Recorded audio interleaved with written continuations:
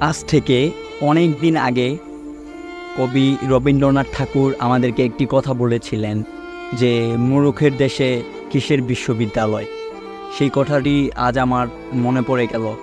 আজকে ভিডিও বানানোর কোনো উদ্দেশ্য ছিল না। আমি সোশ্যাল মিডিয়ায় ঘোরাঘুরি করার সময় তোফাজ্জল ভাইয়ের ভিডিওটা আমি যখনই দেখতে পাই, যখনই আমার চোখের সামনে আসছে, আমি নিজেকে মানুষ বলে দাবি করতে পারছি না। আজকে মানুষ হয়ে জন্ম নিয়ে নিজেকে খুব লজ্জিত মনে হচ্ছে। আজকে তোফাজ্জল ভাইকে নিয়ে কিছু কথা বলবো। তিনি ছিল না কোনো চোর, তিনি ছিলেন বড়গুনা পাথরঘাটার সন্তান।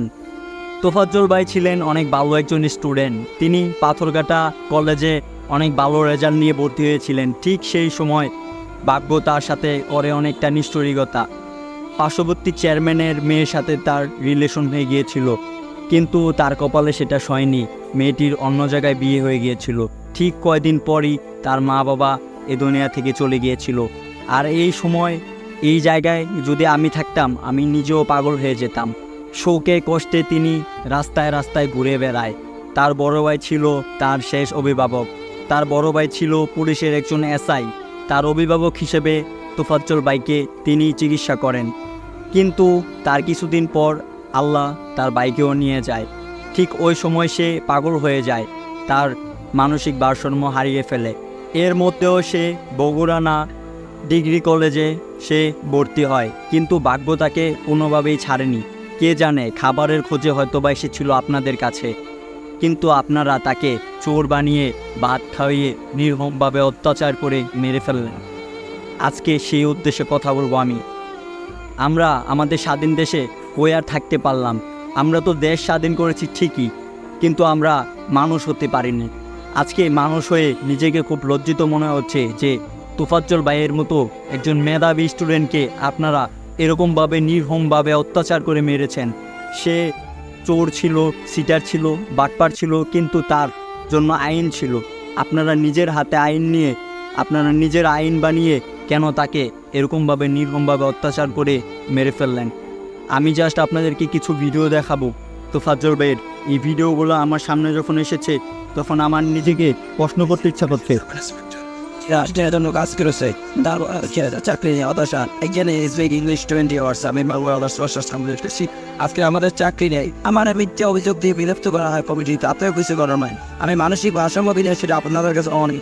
I can speak English 20 hours. I believe that Allah is almighty. আর একটা মেসেজ দেবো, সত্য মেসেজ, যে আল্লাহ সর্বশক্তিমান, আল্লাহ দেখে। সো আমি যা বলতে চাই, তোফাজ্জল ভাই বলেছে আল্লাহ সর্বশক্তিমান। আল্লাহ কিন্তু সর্বশক্তিমান, আল্লাহ কিন্তু উপর থেকে সব কিছুই দেখে।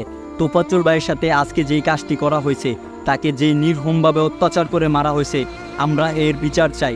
আপনারা যারা প্রশাসনে আছেন, যারা দায়িত্বে আছেন, তোফাজ্জল ভাইয়ের হত্যা যারা করেছে তাদেরকে মাটির নিচে হোক আর আসমানে হোক, যেখানে হোক, সেখান থেকে ধরে এনে সঠিক বিচারটি করবেন। আজ নিজেকে মানুষ বলে পরিচয় দিতে খুবই খারাপ লাগছে। একটা পাগল হোক আর সে যাই হোক, আপনারা এইভাবে কিভাবে তাকে মারতে পারেন বলেন? এরকমভাবে নিরহমভাবে কিভাবে আপনারা তাকে মারতে পারেন? সে যাই করছে, চুরি করলেও তার জন্য বিচার আছে। সে যদি ইফটিজিং করে তার জন্য বিচার আছে, কিন্তু আপনারা এরকম নির্মমভাবে কেন তাকে মারলেন? তোফাজ্জল ভাই ছিল না কোনো চোর। সে মেন্টালি তার ভারসাম্য হারিয়ে ফেলেছিল, সে তার স্মৃতিশক্তি হারিয়ে ফেলেছিল। তার লাইফে ঘটে যাওয়া প্রতিটা মুমেন্ট ছিল তার জন্য অনেক যন্ত্রণাদায়ক। সে এগুলা মনে করে করে সে পাগল হয়ে গিয়েছিল। সেজন্য সে হয়তোবা খাবারের খোঁজে গিয়েছিল আপনাদের কাছে। আপনারা তাকে খাবার দিয়ে আবার জিজ্ঞেস করছেন যে খাবার কীরকম হয়েছে। তোফাজ্জল ভাই বলেছে খাবার ভালো হয়েছে। তাকে কেন আপনারা এত নির্মমভাবে অত্যাচার করে মারলেন? আমি এর সঠিক বিচার চাই।